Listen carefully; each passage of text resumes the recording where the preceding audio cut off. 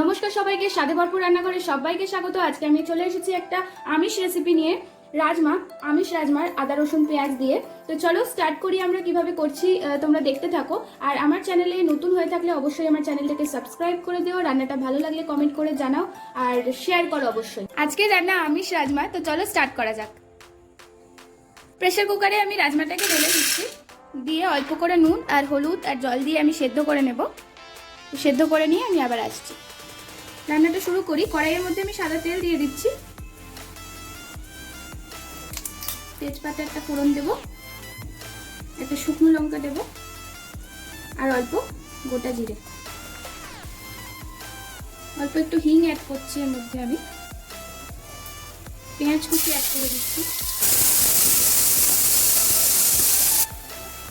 আদা রসুনের পেস্টটা অ্যাড করে দিচ্ছি,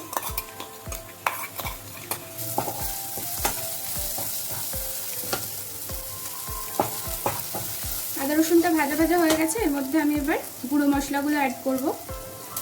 1 চা চামচ হলুদ গুঁড়ো, যেহেতু কাঁচা লঙ্কা দিয়েছি তাই লঙ্কাটা পরিমাণ মতো লঙ্কা গুঁড়ো, 1 চা চামচ ধনে গুঁড়ো আর জিরে গুঁড়ো 1 চা চামচ।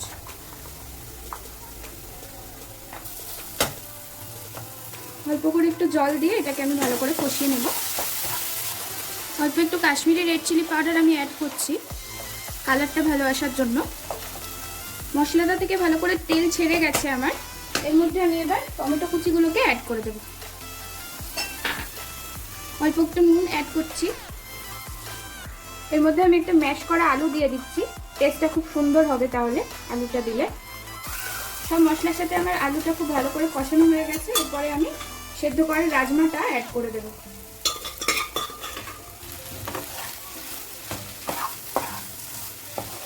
এর মধ্যে আমি এবার জল দিয়ে দেব।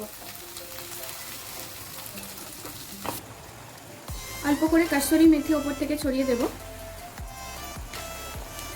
গরম মশলাগুলো অ্যাড করছি। রেডি আমার রাজমা, আমিষ রাজমা। তো চলো ট্রাই করো আর আমাকে কমেন্ট করে জানাও কেমন হলো।